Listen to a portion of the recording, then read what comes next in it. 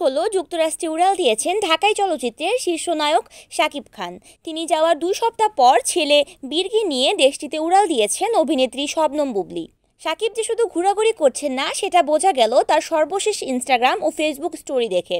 শুক্রবার তার ফেসবুক পেজের একটি স্টোরিতে শাকিব লিখেছেন, বড় পর্দার জন্য বড় বড় স্বপ্ন নিয়ে দিনের পর দিন ছোটাছুটি চলছে। এই সময়ে নীরবতা মানে কোনো শূন্যতা নয়, বরং এটি এমন একটি মুহূর্ত যা চুপচাপ রয়েছে বড় কিছু ঘটার অপেক্ষায়। শাকিব খান আরও উল্লেখ করেন, খুব শীঘ্রই এমন কিছু নিয়ে ফিরে আসছি যাতে থাকছে সাহসী, স্মরণীয় এবং আইকনিক কিছু।